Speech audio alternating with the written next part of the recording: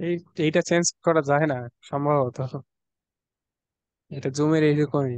আমি চেষ্টা করছি, জুমে এটাতে চেঞ্জ করা যায় না। আচ্ছা, না তাহলে শুরু করি। আজকে তাহলে তোমাদের হচ্ছে শুরু করব আদর্শ গ্যাস। কারণ ওই যে আবার আবার কি কি আসলো, আদর্শ গ্যাস শুরু করতেছি কারণ আদর্শ গ্যাসের টপিক গুলা তুমি যদি না পড়ো, অনেকগুলো টপিক আছে যেগুলোতে তোমার হচ্ছে তাপগতিবিদ্যাতে লাগবে। এখন যদি এইগুলা না পড়ে যাও, ওইগুলাতে দেখবো হচ্ছে মুখস্থ করে, শুধু সূত্র মুখস্থ করে ম্যাথ করা লাগতেছে। আর এটা যদিও তোমরা যদি কেউ পছন্দ করলে, আমি একদমই পছন্দ করি না। কারণ তোমার ওইটা সর্বোচ্চ মনে থাকবে মনে করো 1 সপ্তাহ, তারপর দেখবা তুমি সূত্র ভুলে গেছো, ম্যাথও ভুলে গেছো। আর যখন ভেতর থেকে পড়বা, দেখবা জিনিসটা স্থায়ী ভাবে পড়তে পারবা। আচ্ছা, শুরু করে তাহলে। আমার গ্রাফিক্সটা একদম ময়লায় শেষ হয়ে গেছে। আচ্ছা,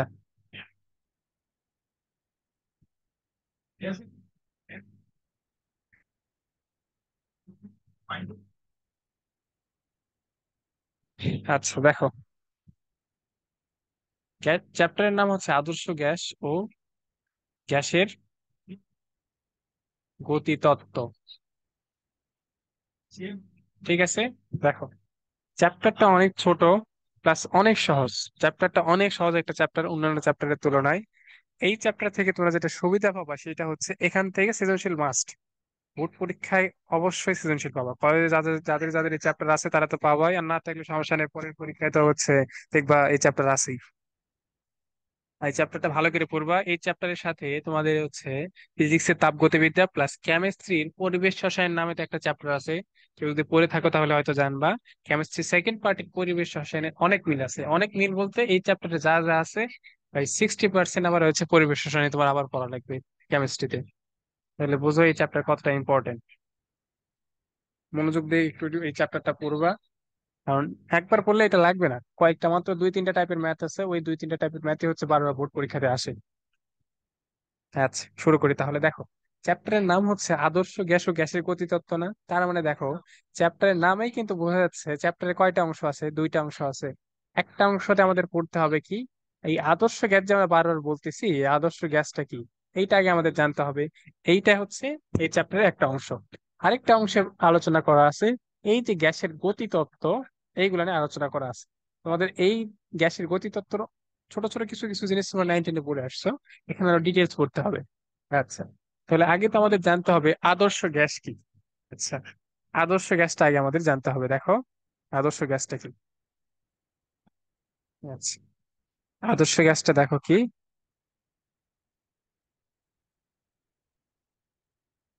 আদর্শ গ্যাস দেখো, আদর্শ গ্যাসে তোমরা হচ্ছে যদি বই পড়ার সময় একটু বই নিয়ে বসলে দেখো হচ্ছে তোমাদের সুবিধা হবে। যাদের বই থাকলে কাছে বই নিয়ে বসো, তোমাদেরই সুবিধা হবে আর কি। আচ্ছা দেখো, আদর্শ গ্যাসে বইয়ে এইরকম অনেকটা সংজ্ঞা আছে দেওয়া, দেখবা যে যে সকল গ্যাস, যে সকল গ্যাস গ্যাসের গতিতত্ত্বের,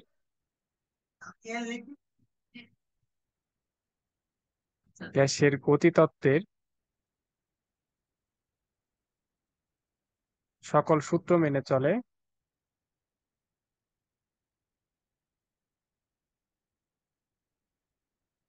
তাদেরকে আদর্শ গ্যাস বলে। তো কি বুঝলাম, এটা তো কিছু বোঝার কিছুই নাই।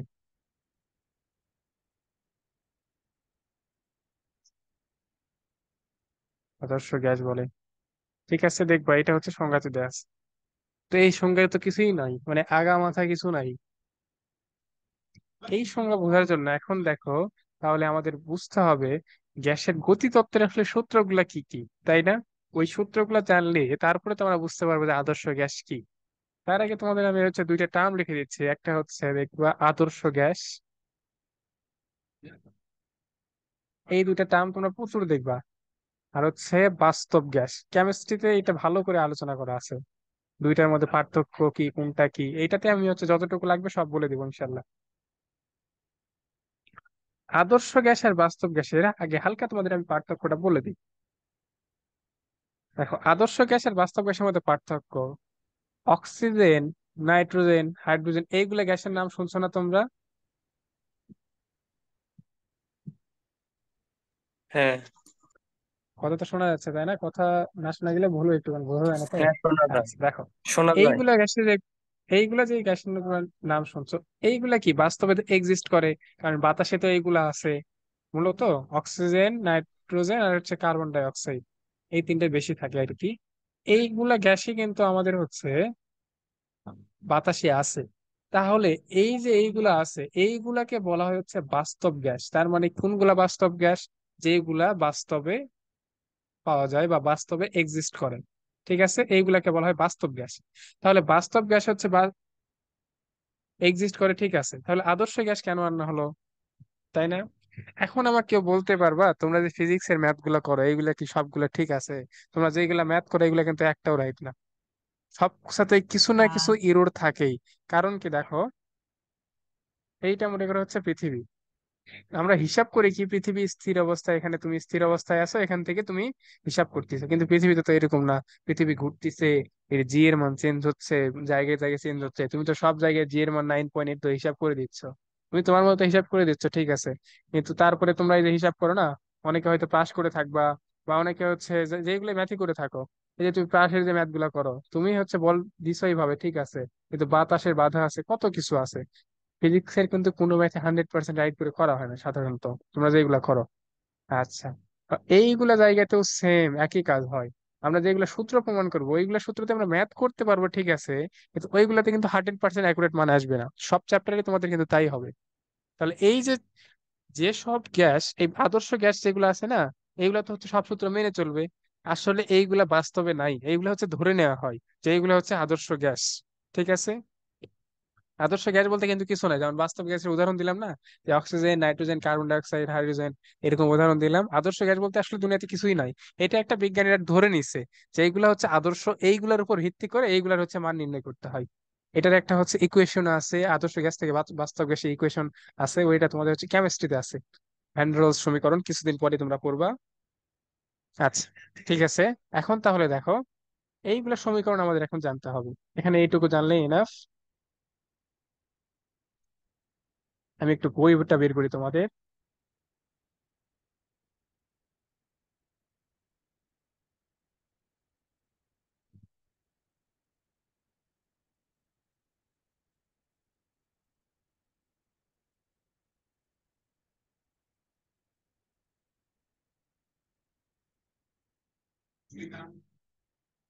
আচ্ছা দেখো, এই যে আদর্শ গ্যাসের সংজ্ঞাটা আমি বলে দিছি, এই সংজ্ঞাটা হচ্ছে বই থেকে ভালো করে পড়ে নিবা, এটা খুবই ইম্পর্টেন্ট। যারা নতুন নতুন আছো তাদের বলে দিই, আমি হচ্ছে মোটামুটি চেষ্টা করি সংজ্ঞাগুলো দাগানোর। কারণ সংজ্ঞাগুলো কিন্তু খুবই ইম্পর্টেন্ট। হয়তো তোমাদের কাছে এখন মনে হচ্ছে যে ইম্পর্টেন্ট না, কলেজে যখন পরীক্ষা হবে না তখনই বুঝবা, পাশ করার জন্য দেখবা সংজ্ঞাগুলো বেশি কাজে লাগে। এই যে দেখো, এখানে আদর্শ গ্যাসের সংজ্ঞাটা দেয়া আছে, এটা বই থেকে ভালো করে পড়ে নিবা। মানে কলেজে যে যখন এই চ্যাপ্টার থাকবে মনে করবো এটা আসছে আদর্শ গ্যাস কাকে বলে।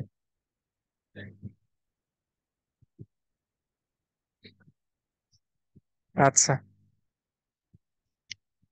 এখন দেখো আদর্শ গ্যাসে কিছু কিছু বৈশিষ্ট্য আছে, এগুলো আমি প্রমাণ করে দেবো, সব প্রমাণ করে দেবো, সমস্যা নাই। দেখো আগে এইগুলো শুধু দেখো, কি লেখা আছে যে আদর্শ গ্যাস সকল তাপমাত্রায় চাপে, এই যে একটা সমীকরণ লেখা আছে, এই সমীকরণ মেনে চলে। এই সমীকরণটা প্রমাণ দেখাবো, এটা খুবই ইম্পর্টেন্ট। গত বছর ঢাকা ভার্সিটি আমাদের সময় পরীক্ষায় ঢাকা ভার্সিটিতে এই চ্যাপ্টার থেকে একটা সূত্রের প্রমাণ আসছিল। এই জন্য এই চ্যাপ্টার সূত্রের প্রমাণগুলো দেখতে হবে, সহজ তো, প্রমাণগুলো অনেক সহজ, তুমি খুব সহজে বুঝবা। এই জন্য এগুলো পরীক্ষায় আসে। ঢাকা ভার্সিটিতে আমাদের সময় রিটেনে আসছিল এই চ্যাপ্টার থেকে একটা। আচ্ছা, তারপরে কি বলা আছে দেখো, স্থির তাপমাত্রায় আদর্শ গ্যাসের অভ্যন্তরীণ শক্তি এর আয়তনের উপর নির্ভরশীল নয়। এই কথাটা কেন লেখা আছে আগে দেখো। আচ্ছা, এটা তোমরা আশা করি বুঝবা, শুধু এখানে লিখে দিচ্ছি তাহলে হবে না।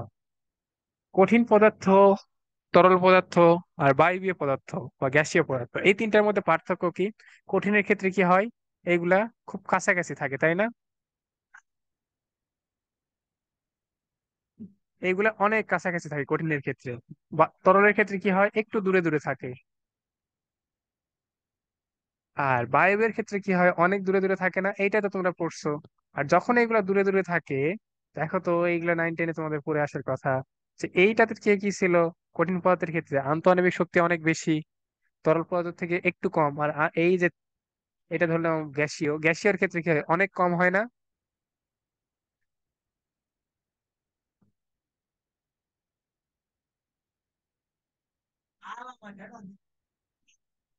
হ্যালো। হ্যাঁ হ্যাঁ, শোনা যায়। আচ্ছা, কেউ একটু রেসপন্স করো, ফাহিম তো নাই, ফাহিমের হচ্ছে নেটের সমস্যা। বেশিরভাগ বাসায় আছে, মাত্র কয়েকজন আজকে, এত কম আজকে। আচ্ছা হোক, রেকর্ড থাকবে তো। আচ্ছা দেখো, এই যে আদর্শ গ্যাসের ক্ষেত্রে যেটা ধরে নিতে হয়, আমাদের ধরে নিতে হবে যে আদর্শ গ্যাসে এটার কোনো আয়তনই নাই। ধরে নিবা তোমার কোনো আয়তনই নাই। তোমাদের যদিও তো একটা নির্দিষ্ট আয়তন আছে, তাই না? গ্যাস হলেও তো একটা নির্দিষ্ট আয়তন আছে, যত বড়ই হোক। কিন্তু আদর্শের ক্ষেত্রে ধরে নিবা এটার কোনো, আপাতত ধরে নাও কোনো আয়তন নাই, তারপর আমি দেখাচ্ছি। আর গ্যাসের অভ্যন্তরীণ শক্তি জিরো। এইটা কেন বলা হয়েছে দেখো, এই যে দেখো তো, দুইটা হচ্ছে, মনে করো এখানে কঠিন পদার্থ আছে, মানে এটা একটা কঠিন পদার্থ আছে, তার অণুগুলা কি কম্প্যাক্ট অবস্থায় আছে, সব কাছাকাছি আছে।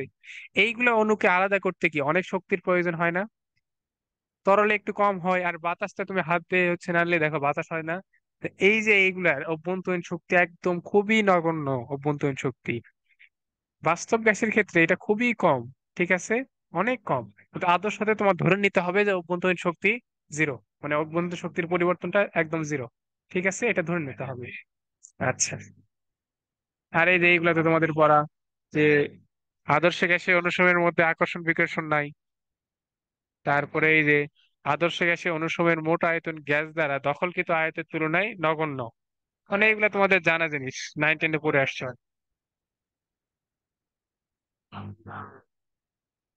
আচ্ছা, তাহলে এখানে দেখো, এরপরে আমাদের যেটা জানতে হবে সেটা হচ্ছে, এই যে দেখো এখানে লেখা আছে, প্রত্যেকটা ম্যাথের জন্য আমাদের কি রাশি আসে না? দেখো সবকিছু, তুমি যেই ম্যাথে করো বা যেটাই করো, তোমার কি আসবে? রাশি আসবে। সেই রকম, এই যে তোমরা তাপগতিবিদ্যা যদি কেউ দেখে থাকো, ওখানেও আছে তাপগতীয় রাশি বা চলক। এখানে আসবে তোমাদের কয়েকটা রাশি বা চলক আসবে।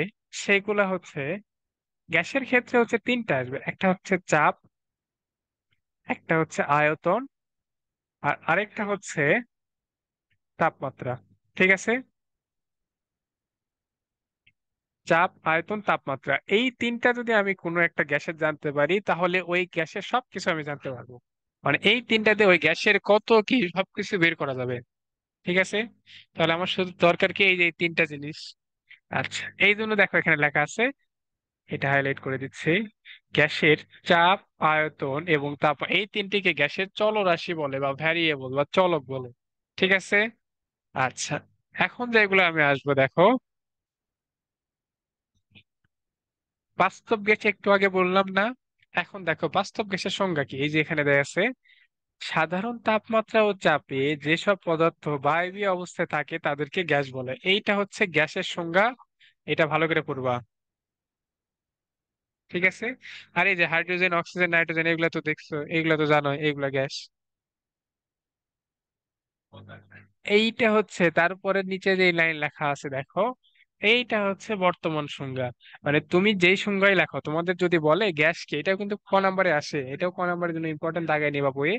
গ্যাস কি যদি এটা আসে, তুমি প্রথমটা যদি দাও এইটাও রাইট, এটাতেও ফুল মার্কস পাবা।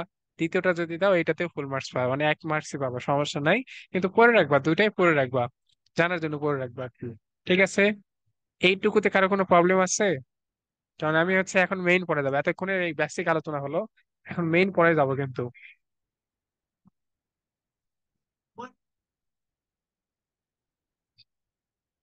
কারো কোনো প্রবলেম আছে? না ভাই, না। প্রবলেম নাই। আচ্ছা, এখন আমরা আসবো দেখো মেইন পড়ায়। এতক্ষণ সব এগুলো গল্প করলাম, কিছুই পড়াশোনা আসলে হয়নি। আচ্ছা, এখন আমাদের যেগুলো পড়তে হবে সেগুলো হচ্ছে গ্যাসের সূত্র। গ্যাসের সূত্র। আচ্ছা, নতুন একটা স্লাইড নেই, এটা তো না করি, নতুন একটা স্লাইড নেই।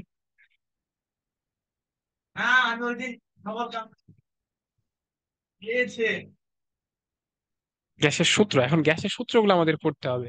তার আগে জানতে হবে গ্যাসের কি কি সূত্র আছে। দেখো, কয়েকজন বিজ্ঞানী এগুলো সূত্র দিচ্ছেন। একটা হচ্ছে বিজ্ঞানী বয়েল, তিনি দিছেন একটা সূত্র, এই জন্য তাকে বলা হয়, এটাকে বলা হয় বয়েলের সূত্র, তার নাম অনুসারে। আরেকটা হচ্ছে চার্লসের সূত্র।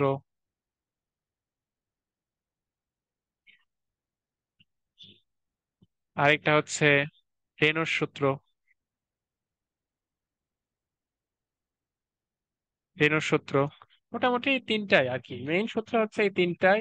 এই তিনটা থেকে আরো অনেকগুলা সূত্র প্রমাণ করা যায়। তোমাদের হচ্ছে ফিজিক্স বই আছে নাকি, কিন্তু তোমাদের হচ্ছে কেমিস্ট্রিতে দেখবো আরেকটা সূত্র আছে, সেটা হচ্ছে অ্যাভোগাড্রো সূত্র, এটাও পড়াবো নি, সমস্যা নাই। তাহলে একই জিনিস সব, অ্যাভোগাড্রো সূত্র। আচ্ছা, এই চারটা মোটামুটি সূত্র আমাদের পড়তে হবে।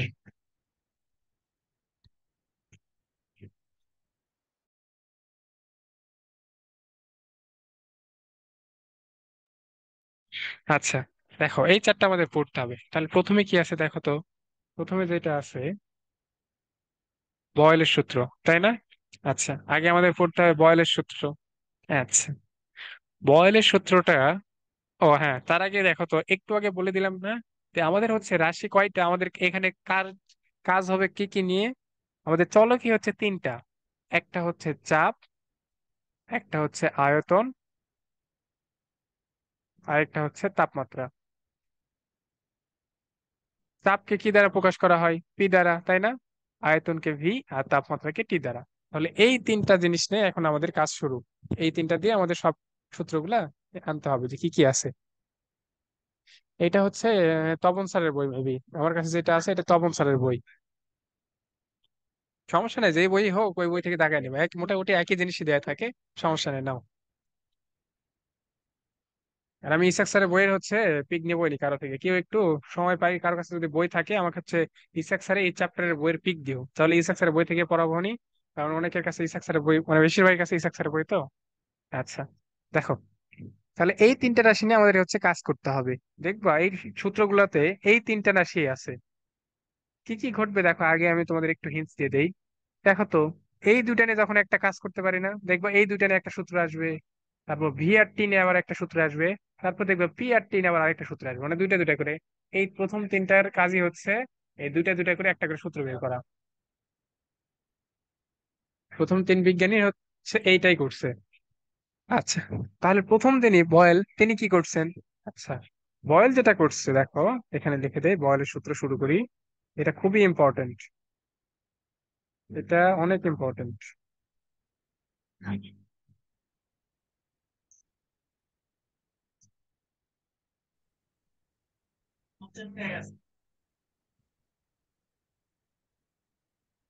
বয়েলের সূত্রটা কিন্তু খুবই ইম্পর্টেন্ট, কারণ এটা থেকে একটা সৃজনশীল তোমাদের আসবে মনে করো পরীক্ষায়, কমন পাওয়ার সম্ভাবনা অনেক বেশি। আচ্ছা, বয়েলের সূত্র, এই তিনটা রাশি দেখো তো, আমি দুইটা রাশির মধ্যে যদি সম্পর্কটা বের করতে চাই তাহলে আরেকটা রাশি কি স্থির থাকতে হবে না? তুমি যখন এরকম দেখবা তিনটা বা চারটা চলতরিৎ যারা পড়ছো, দেখো যাদের চলতরিৎ পড়াইছিলাম, ওই যে দেখো যখন হচ্ছে রোধের সূত্রগুলো প্রমাণ করে দিছিলাম, বাকি জিনিসগুলো কিন্তু সব ঠিক রাখতে হয়। শুধু রোধ আর হচ্ছে প্রথমে দৈর্ঘ্যের সাথে সম্পর্ক বের করছি, তারপর রোধ আর হচ্ছে ক্ষেত্রফলের সাথে সম্পর্ক বের করছি, এরকম দুইটা করে যখন বের করবা, বাকি সবগুলা কিন্তু ফিক্স ধরতে হয়। সেম এখানেও যখন দুইটা নিয়ে কাজ করবো, তৃতীয়টা তোমাকে হচ্ছে ফিক্স ধরতে হবে। তাহলে বয়েলের সূত্রে আমরা কাজ করব হচ্ছে পি আর ভি নিয়ে। বয়েল হচ্ছে এই চাপ আর আয়তন নিয়ে কাজ করছে, তাহলে কি তাপমাত্রা আমাদের ফিক্স থাকবে না? তাহলে এখানে আগেই বলা থাকবে, সূত্রটা দেখো কেমন, এটা বাংলাতে ওই ভালো করে পড়ে রাখবা। স্থির তাপমাত্রায়, তাপমাত্রা তাহলে একদম ফিক্সড হয়ে গেল না? স্থির তাপমাত্রায় কোনো গ্যাসের আয়তন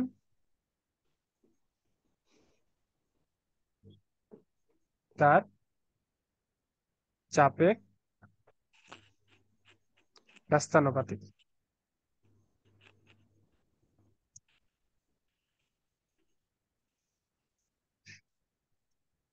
ঠিক আছে, বুঝতে পারছো? এইটুকুই সূত্র।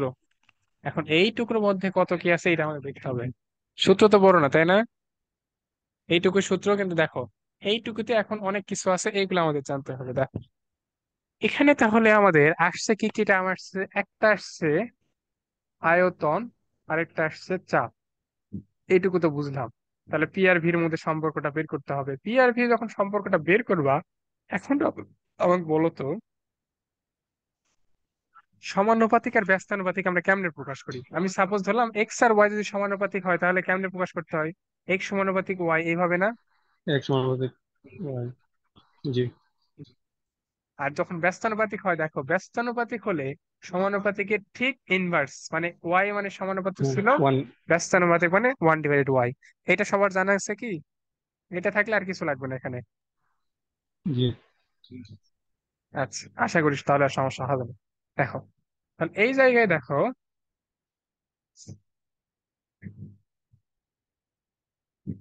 আচ্ছা এখানে দেখো কি কি বলছে, তাহলে প্রথমে কি বলছে, গ্যাসের আয়তন তার চাপের ব্যস্তানুপাতিক, তাই না?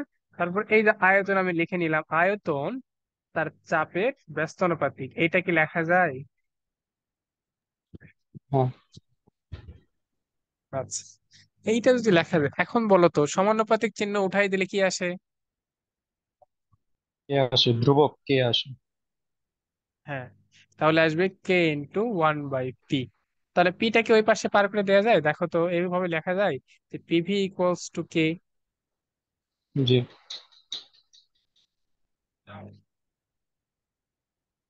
পিভি ইকুয়ালস টু কে টা আমি কেন বের করলাম এখন দেখো, এটা একটু মনোযোগ দিয়ে দেখবা। আমি তোমাকে বলে দিলাম যে তোমাকে আমি একটা গ্যাস দিলাম, এইটার হচ্ছে চাপ হচ্ছে P1 আর আয়তন হচ্ছে V1, ঠিক আছে? তারপরে তোমার আমি বললাম যে এটার একটু আয়তন বাড়াবো কমাবো, যে কোনো একটা কিছু করার পরে হয়ে গেল এটা হচ্ছে চাপ হয়ে গেল P2, আয়তন হয়ে গেছে V2, ঠিক আছে? আচ্ছা, এখন আমাকে বলো তো P1 V1, এই পিভি ইকুয়ালস টু কে, কে মানে কি, দেখো এইটা আসলে কি বোঝায়? পিভি ইকুয়ালস টু কে মানে বোঝায় পি ও ভি এর গুণফল সর্বদা ধ্রুবক, তাই না? কারণ কি, এটা ইকুয়ালস টু কে, এটা মানে কি বোঝায়, এটা দুইটার গুণফল দিয়ে মান আসবে, এটা সর্বদাই একটা ধ্রুবক, তাই না? ধ্রুবক থেকে ওটা জানার দরকার নেই আমাদের। তাহলে দেখো তো, আমি P1 V1 করি, এটা ইকুয়ালস টু কি কে লেখা যাবে? কারণ সর্বদাই তো একই মানই আসবে, একটা ধ্রুবক মান আসবে না? জি। আবার P2 V2 ইকুয়ালস টু কি কে লেখা যায়? কে লেখা যাবে? কারণ হুম। কারণ তুমি তাপমাত্রা, সরি, তুমি তাপমাত্রা দেখে এখানে ফিক্সড, চাপ আর আয়তন তুমি যতই চেঞ্জ করো ওই ধ্রুবকটা কিন্তু সেম থাকতেছে। তার মানে দেখো তো এই দুইটা রাশি থেকে কি এভাবে লেখা যায় যে P1 V1 equals to P2 V2, এটা লেখা এইটু যায়। এইটু। এইটাই হচ্ছে বয়েলের সূত্র। বোঝা গেছে কথা? জি। কারো সমস্যা আছে এইটুকুতে? তাহলে এখান থেকে ম্যাথ দেখো, কারো দেখো সমস্যা আছে নাকি। না আগে ভাইয়া। এটার গ্রাফ দেখতে হবে, তারপরে হচ্ছে আমরা এটা থেকে ম্যাথ দেখবো নি। এটা কিন্তু খুবই ইম্পর্টেন্ট বয়েলের সূত্রটা। আচ্ছা, তাহলে পরের স্লাইডে যাচ্ছি, কার স্ক্রিনশট দেওয়া থাকলে নিয়ে নাও।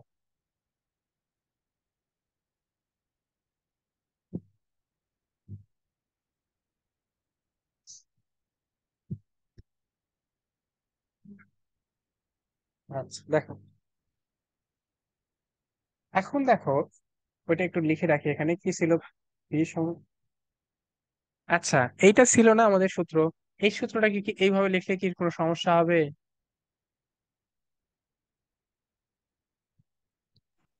না। না, একই জিনিস তো।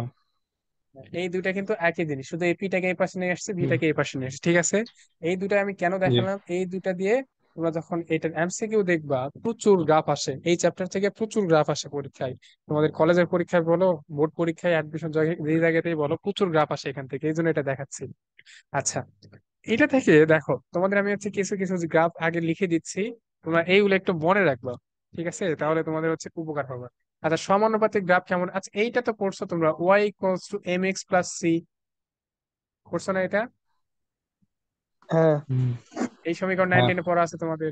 এইটা মানে কি বোঝাতে দেখো, জি, এটা উচ্চতার যদি মানে কি এক্স ভাই? অক্ষ হয়, এইটা হচ্ছে ওয়াই অক্ষ যদি হয়, এই সিটা কি ওয়াই অক্ষের সেটা শোনা, মানে এই সি পরিমাণ এখান থেকে, মানে সি মূল বিন্দু থেকে, সি উপর থেকে, তারপরে দেখো mx + c, এইভাবে সরলরেখাটা শুরু হবে, তাই না? মনে আছে এটা? হ্যাঁ। এটা ছিল হচ্ছে সি জি ভাইয়া। ওয়াই অক্ষের সেটাংশ। আচ্ছা, এখন এই সিটা যদি না থাকতো তখন কি হতো, y = mx থাকলে তখন সমীকরণ কেমন আসতো? এইটা থাকতো একদম মূল বিন্দু থেকে, মাইনাস। কারণ আমার তো উপরে যাওয়া লাগতেছে না, সি তো নাই। সি নাই মানে কি, জিরো না, মূল বিন্দু থেকে তখন হয়ে যায়, ঠিক আছে? হ্যাঁ। আচ্ছা, এমটা কি ধ্রুবক না? একটা সমীকরণ ঢাল কি সবসময় ফিক্সড না? এম যদি ধ্রুবক হয়, দেখো তো এটা কি ওয়াই সমানুপাতিক এক্স লেখা যায় সমান চিহ্ন আর ধ্রুবকটা উঠাই দিয়ে? জি। তোমাদের একবারে দেখাচ্ছি যেন হচ্ছে তোমাদের ভবিষ্যতে কোনো গ্রাফে সমস্যা না হয়। তোমরা নিজেরা গ্রাফ বের করবা, মানে গ্রাফ বের করা শিখবা নিজেরা, যে কোনো সমীকরণের যেন গ্রাফ বের করতে পারো নিজেরা, ওই জন্য দেখাচ্ছি। দেখো এইটা তোমাদের কেন দেখালাম, এইটা মানে হচ্ছে তুমি যে কোনো সময় যদি দেখো দুইটা চলক আছে, ওয়াই এক্স এর পরিবর্তে যে কোনো কিছু থাক, তোমাদের একটু পরে আরো সূত্র আসবে, তো তখন তোমরা ওইগুলা বের করতে পারবা, দেখবা। দুইটা যদি সমানুপাতিক থাকে তার মানে কি গ্রাফটা হবে এইরকম। ঠিক আছে, এটা হচ্ছে সমানুপাতিকের গ্রাফ। একটা মনে দেখলে তোমাদের ফিজিক্স কেমিস্ট্রিতে যত সমানুপাতিকের গ্রাফ আছে সব বুঝতে পারবা একটা দিয়ে। সমানুপাতিকের গ্রাফ এইটা, এই মনে রাখবা। কেমনে এসে দেখালামই তো, তোমাদের 9 10 এগুলো পড়ে আসছে সমীকরণ। আচ্ছা, আর এই ব্যস্তানুপাতির গ্রাফটা তোমরা এখনো পড়োনি, ওইটা তোমাদের আছে ম্যাথ বইয়ের কনিক নামে একটা চ্যাপ্টার আছে, নাম শুনছো কেউ? সেকেন্ড পার্টের 6 নম্বর চ্যাপ্টার। ওই চ্যাপ্টারে আছে হচ্ছে অধিবৃত্ত নামে একটা টপিক আছে, ওইটাতে যখন পড়বা তখন ওইটা বুঝবা। এখন শুধু বলে দিচ্ছি, এইটা হচ্ছে পড়ে রাখো। যখন দেখবা ব্যস্তানুপাতিক, সাপোজ ধরে নাও কোন এক সমীকরণে আসছে ওয়াই সমানুপাতিক 1/x, এটা কি ব্যস্তানুপাতিক না? ব্যস্তানুপাতিকের গ্রাফটা হয় এইরকম, এই যে এরকম। এইটা হচ্ছে ব্যস্তানুপাতিকের গ্রাফ। যখন ওই চ্যাপ্টার পড়বা তখন এটা ভালো বুঝতে পারবা।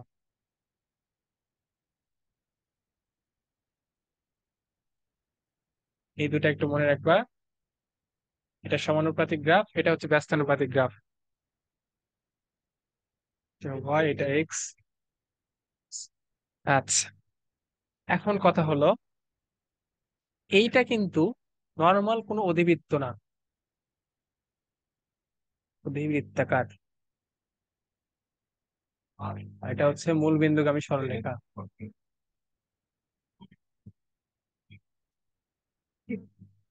মূল বিন্দুগামী সরলরেখা, ঠিক আছে। আচ্ছা, এটা কিন্তু নর্মাল অধিবৃত্ত না, এটাকে বলা হয়, শুধু মনে রাখবা, এটা হচ্ছে আয়তাকার অধিবৃত্ত। এটাকে বলা হয় আয়তাকার, শুধু জেনে রাখো এটুকু তাহলেই হবে, কারণ তোমাদের এইগুলো এখনো তো পড়া হয়নি। এটাই সমস্যা তোমাদের, সব চ্যাপ্টার সাথে হচ্ছে কানেক্টেড। তোমরা জটিল সংখ্যা যখন পড়ছো দেখো, ত্রিকোণমিতির কিছু কিছু সূত্র জানতে হয়, আবার হচ্ছে মানে অনেক ভেজাল আর কি এগুলা। লিমিট যখন পড়বা তখন দেখবে ত্রিকোণমিতি লাগতেছে, ত্রিকোণমিতি পড়বা আবার আরেক চ্যাপ্টার লাগে, বিপরীত ত্রিকোণমিতি লাগে হচ্ছে তুমি অন্য কোন চ্যাপ্টার, কোন চ্যাপ্টার যেন আবার বিপরীত ত্রিকোণমিতি লাগে। মানে সব চ্যাপ্টারের সাথে সব চ্যাপ্টার কানেক্টেড। তোমাদের এই অনেক সূত্রের বই যে তোমাদের হচ্ছে যারা আগে থেকে পড়তেছে, তাদের অনেক হচ্ছে কিছু প্রমাণ করে দেয়নি আমি, কারণ তোমাদের তো অন্তরীকরণ যোগজীকরণ দেখালে তো এখন বুঝতে পারবো না, এখন তোমাদের পড়া নাই। আর ফিজিক্সে সবকিছু আসছে হচ্ছে ক্যালকুলাস দিয়ে, অন্তরীকরণ যোগজীকরণ। এগুলো হচ্ছে বাংলাদেশের সমস্যা, র্যান্ডম আর কি চ্যাপ্টার গুলো দিয়ে দিছে, এই যে তাপগতিবিদ্যার আদর্শ। আর হচ্ছে তোমাদের ফিজিক্সের চ্যাপ্টার গুলো সাজানো কি ছিল, তোমাদের এই আগের সিস্টেম কিন্তু এরকম ছিল: ফার্স্ট ইয়ারে ফার্স্ট পার্ট, সেকেন্ড ইয়ারে সেকেন্ড পার্ট। মানে ফার্স্ট ইয়ার পুরো একটা ফার্স্ট পার্ট শেষ করে তারপর সেকেন্ড পার্ট শুরু করতো, এই জন্য কিন্তু আদর্শ গ্যাস ফার্স্ট পার্টের হচ্ছে 10 নম্বর চ্যাপ্টার, এইটা পরে তারপর সেকেন্ড ইয়ারে ওটা তাপগতিবিদ্যা থেকে শুরু করতো। আগে সিস্টেম ছিল তো এরকম। এই হচ্ছে 3 4 বছর থেকে, এই আমাদের সময় থেকে সম্ভবত, আমাদের সময় আমাদের আগের বছর থেকে সিস্টেম করছে কি দুইটাই একসাথে পড়া। সব কলেজে তো এখন তাই করে, তাই না?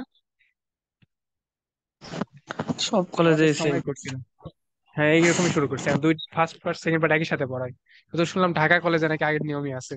আচ্ছা, যাই হোক, দেখো এখন দেখো তো তাহলে এইটা বলো এইটা বলো, দুইটাই তো এটা কি একই জিনিসই তো, বয়েলের সূত্র না? তাহলে বয়েলের সূত্রে কোনটা আসবে বলো তো দেখি, সমানুপাতিক গ্রাফ না ব্যস্তানুপাতিক গ্রাফ? সমানুপাতিক। ব্যস্তানুপাতিক গ্রাফ।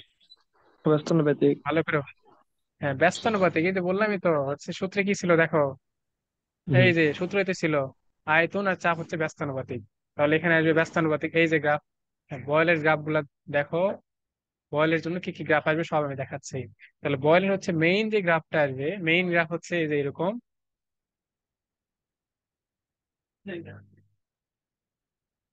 এটা এক্স অক্ষ ধরলাম, এটা হচ্ছে ওয়াই অক্ষ বক্ররেখা যদি হবে। হয়। হ্যাঁ, এটা হচ্ছে বক্ররেখা হবে। এই যে এটা হচ্ছে বয়েলের গ্রাফ, ঠিক আছে। এইদিকে ধরলাম পি, এইদিকে ধরলাম হচ্ছে ভি, ঠিক আছে। এইটা তো আমি ধরলাম। আচ্ছা, আমাকে বলো তো দেখি,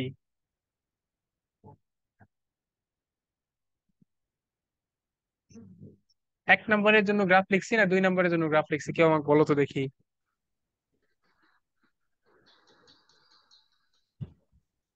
দুই নম্বর। দুইটার জন্যই। এক নাম্বার। দেখো, এইটা সবসময় মনে রাখবা। দেখো, গ্রাফ গুলা হয় ওয়াই বনাম এক্স, ঠিক আছে? ওয়াই অক্ষ কোন দিকে হয়, উপরে না নিচে? পরে। উপরে। উপরে। হ্যাঁ, তাহলে ওয়াই অক্ষে আমি ভি বসাইছি, আর এক্স অক্ষে পি বসাইছি।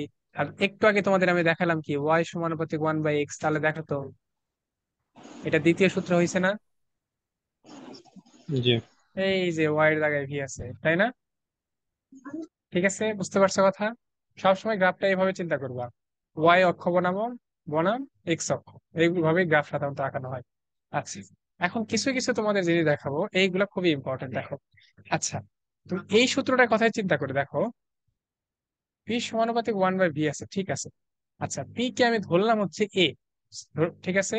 আর 1/ভি যদি বি হয়, তাহলে এ আর বি সমানুপাতিক।